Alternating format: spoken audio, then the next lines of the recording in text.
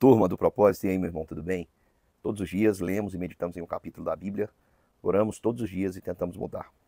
Hoje, um cenário um pouquinho diferente, nós estamos em São Paulo, viemos para que a Lorena passe por um exame no Hospital Albert Einstein. Continuamos a pedir aos irmãos que orem por ela, orem pela sua saúde, pelo fechamento deste diagnóstico, pela sua cura. Nós temos enfrentado um tempo de dificuldade, de lutas, mas temos a certeza de que essa enfermidade é para a glória de Deus. Nós temos essa certeza e sabemos que o Senhor está no controle de todas as coisas. Ore por nós. Amanhã às 11 horas ela estará passando por esse exame. Vamos lá, meu irmão, Salmo 141. Um salmo onde Davi vai mostrar para nós, o título aqui desse salmo na linguagem revista atualizada é Oração Vespertina por Santificação e Proteção. É aquela oração, irmãos, que nós fazemos no final do dia. Eu imagino, né, Davi compondo essa canção e pensando naquela oração quando nós estamos terminando o nosso dia, indo deitar, quando todas as vozes se calaram, quando só fica você e Deus. O que você ora? O que você clama? O que você coloca diante de Deus com urgência? Davi aqui ele vem dizer: Senhor, a ti clamo, dá-te pé sem me acudir, inclina os ouvidos à minha voz quando eu te invoco, suba à presença a minha oração como incenso. O incenso era algo agradável naquela cultura e subia de uma maneira muito rápida. Davi está colocando aqui uma causa urgente, está dizendo: Senhor, que a minha oração seja aceita por ti de forma agradável, assim como o incenso é recebido pelas narinas. Seja o erguer das minhas mãos como oferenda vespertina. Aqui, Davi, eu fico imaginando, naquele momento, ao se deitar, quando ele ia lidar com todos os seus temores, fazer aquela reflexão da vida, pensar nos seus diversos papéis, como rei, como pai, como esposo, como servo de Deus, como alguém que tem um chamado, tem uma vocação, tem um propósito.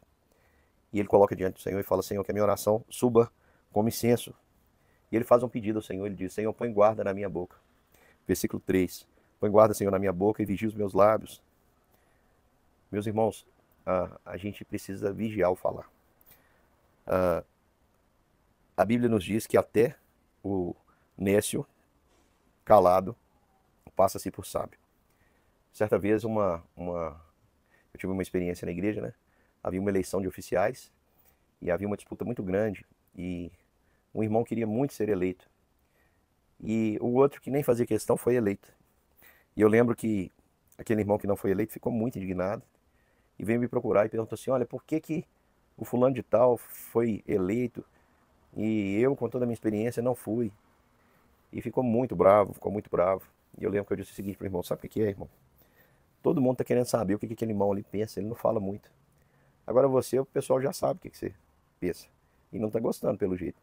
Então, olha só, meu irmão, só para citar isso para você, que muitas vezes nós somos precipitados no falar. Nós somos equivocados. A gente fala demais, essa é a verdade.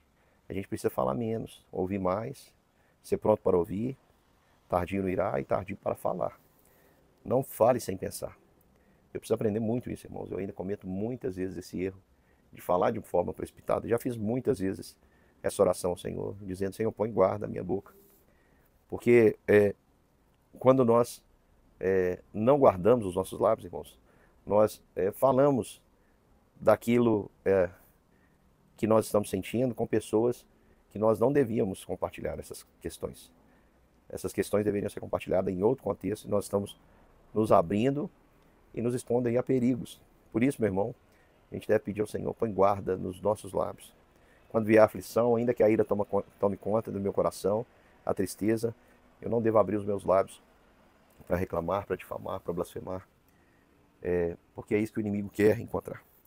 E Davi está tão disposto a isso que ele pede ao Senhor que o corrija. Ele diz assim: não permita, Senhor, que o meu coração se incline para o mal, para a prática da perversidade. Na companhia de homens que são malfeitores, ele está pedindo: Senhor, não deixe eu entrar em más companhias. E não coma eu das suas iguarias, perdão. Não coma eu das suas iguarias. Fira-me, Senhor, levanta, fira-me o justo. E será isso mercê, será isso favor.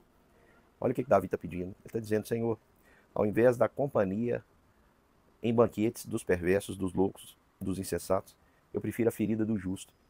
Eu prefiro o amigo que me fala a verdade. Eu prefiro a pessoa que me diz aquilo que eu preciso mudar. Será isso favor. O Senhor, Deus, me repreenda e será como óleo sobre a minha cabeça, a qual não há de rejeitá-lo. Continuarei a orar enquanto os perversos praticam a maldade. Então Davi, Ele está dizendo, Senhor, põe guarda nos meus lábios e me afasta da companhia dos perversos. Corrija-me o Senhor, corrija-me o teu servo, mas não os perversos. Davi está dizendo, Senhor, aquilo que precisa ser feito para que eu possa vigiar os meus lábios, me ajuda, me livra da companhia dos homens perversos. E aí vem a certeza, irmãos, que Davi tem, a certeza de que o Senhor ele age. Ele diz assim, os seus juízes serão precipitados bem abaixo, mas ouvirão as minhas palavras que são agradáveis. Ainda que sejam espalhados os meus ossos à boca da sepultura, quando se lavra e sulca a terra.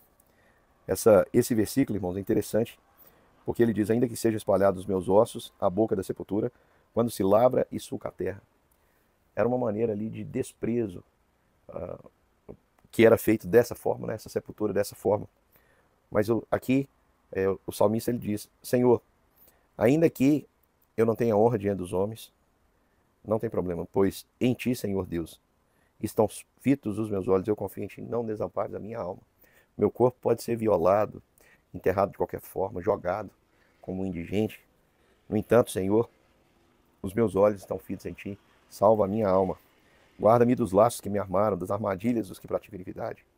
E caiam, Senhor, os ímpios nas suas próprias redes, enquanto eu, nesse meio tempo, me salvo ileso. Irmãos, essa deve ser a nossa também petição. O dia está terminando, faz aquela oração, Senhor, fala, Senhor, recebe a minha oração como incenso, me ajuda a controlar os meus lábios, que eu não seja precipitado. Também, Senhor, vem me corrigir. Levanta o meu irmão para me corrigir, o justo. O Senhor mesmo me corrija, vai ser favor para mim. O justo, a Bíblia diz que ele ama a repreensão. Ele se alegra com a repreensão. E tenha certeza, meu irmão, que quando você coloca isso diante de Deus, dessa maneira que nós falamos aqui, quando você coloca diante de Deus o seu clamor por socorro, quando você coloca diante de Deus o pedido para que Ele te dê sabedoria, te faça saber falar no momento certo, a coisa certa, com a pessoa certa, e saber também o momento de se silenciar, pode ter certeza, meu irmão, que os inimigos que se acamparem contra você, que se levantarem contra você, cairão. Cairão nas próprias redes que tramam, cairão nas suas próprias, nos seus próprios sofismas, nas suas próprias mentiras.